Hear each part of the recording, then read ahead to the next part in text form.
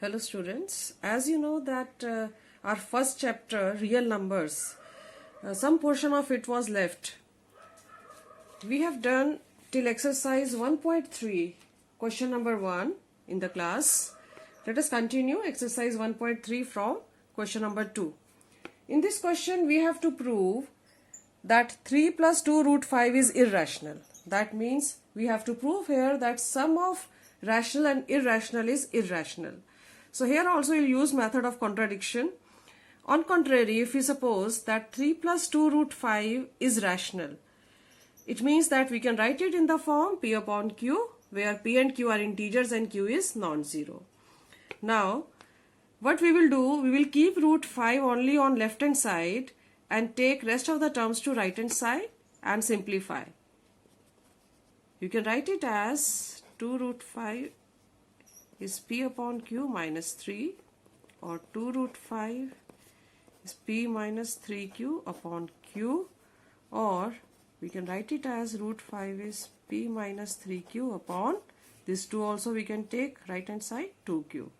So that means we are getting root 5 is equal to p minus 3q upon 2q. But since p and q are integers, so this expression p minus 3q upon 2q is also a rational number, because p is rational, p is integer, q is integer, so numerator will be integer, denominator q is integer, so 2q will also be integer, and integer upon integer is a rational number. But it is equal to root 5. So if right hand side is rational number, that means root 5 is rational. But this contradicts the fact that root 5 is irrational. So this contradiction has arisen due to a wrong assumption that 3 plus root 5 is rational number. So we correct it and we conclude that 3 plus root 2 root 5 is irrational. Question number 3, all the 3 parts you have to do in the same way as we have done this question number 2. Next we come to rational numbers and their decimal expansions. As we have done in class 9th also in our first chapter number system, that decimal expansion of a rational number is of 2 types.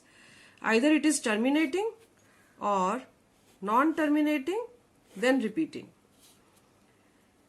Okay children, how we can find out without actually dividing, without using long division, how we can say that given rational number will be terminating decimal or non-terminating repeating decimal? Do you remember in class 9th we have done one property? Let us recall. Let p upon q is a rational number, then it will be terminating decimal if prime factors of denominator q will be either 2 or 5 or both. Here in this chapter on page 16, we are given theorem 1.6. Let x is p upon q be a rational number such that the prime factorization of q is of the form 2 raised to the power n into 5 raised to the power n, where n and m are non-negative integers, then x has a decimal expansion which terminates. So that property is written here in this book in the form of theorem 1.6. You just need to write its statement in your notebook. Now we start exercise 1.4. Question 1. Without performing long division, how you can state that the following rational numbers will be terminating decimals or non-terminating repeating decimals? So let us start question 1 of exercise 1.4. Let us consider first part first. Okay, so what is the denominator of this rational number? 3, 1, 2, 5. If we find prime factors of 3, 1, 2, 5, which is 5 raised to the power 5, so what do you conclude? Because denominator is having only powers of 5, so that means it will be terminating. Similarly, 17 upon 8, denominator 8. 8 can be written as 2 into 2 into 2 or 2 cube, so denominator here also is only powers of 2, so it is also terminating. Third part 64 upon 455. Denominator 455. We can write it as the product of prime factors 5 into 7 into 13. So you can see that here we have 7 and 13 also.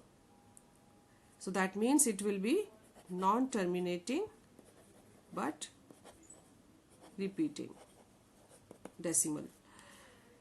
Sixth part of this question, 23 upon 2 cube 5 square.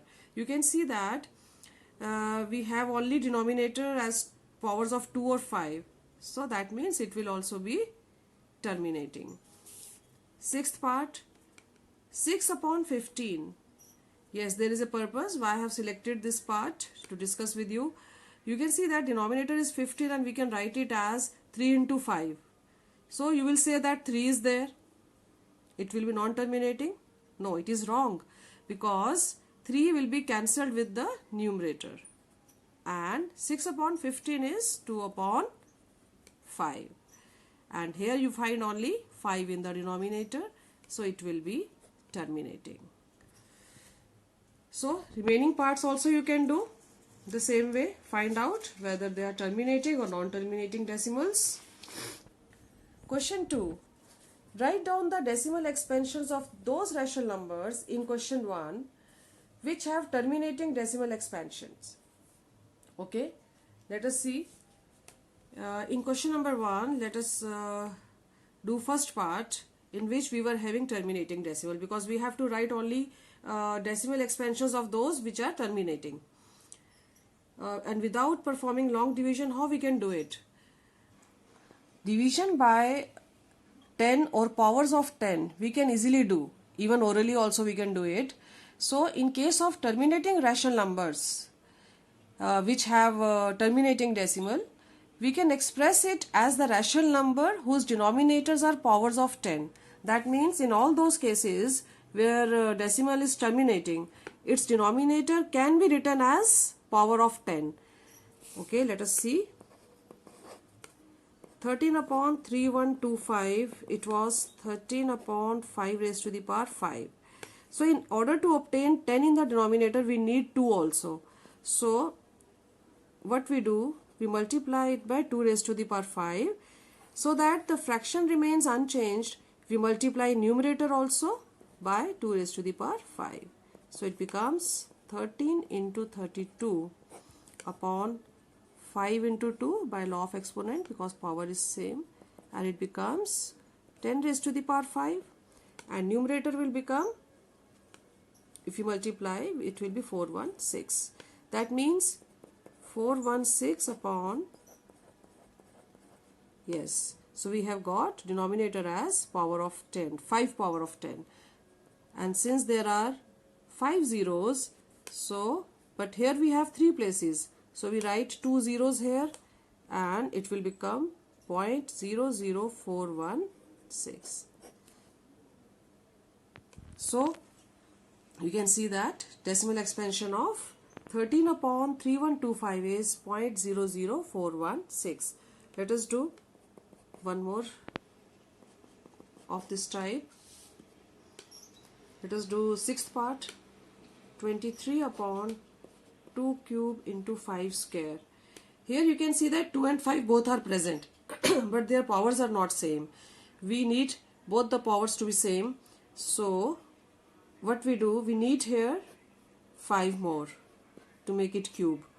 So we multiply and divide it by 5, which becomes 115 upon 2 cube into 5 cube, or we can write it as 2 5s are 10 raised to the power 3. That means 115 upon 1000, or it can be written as, because there are 3 zeros, so after decimal there will be 3 places, 0.115.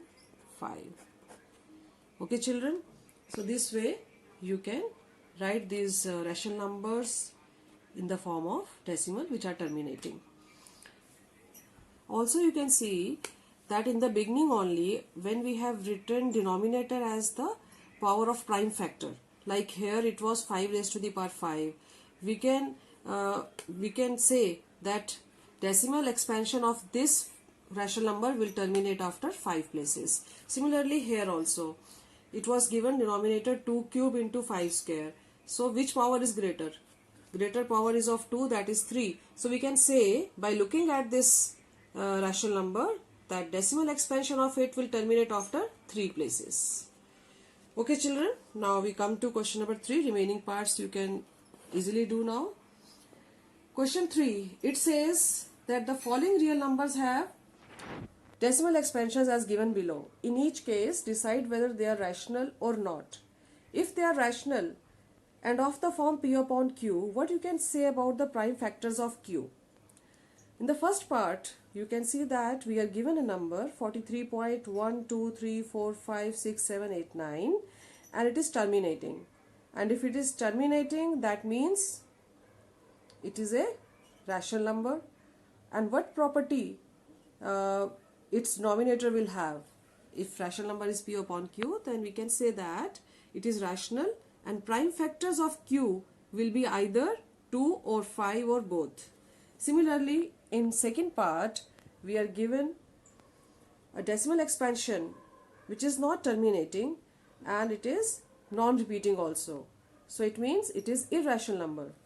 Third part, we are given, you can see that there is a decimal expansion which is non-terminating but repeating decimal, and we know that this is the decimal expansion of a rational number and it is non-terminating and repeating decimal. So we can say that prime factors of Q in third case will also have a factor other than 2 or 5. Okay children, so complete this exercise and this chapter also. If any doubt, you can send me the message. Okay children, thank you.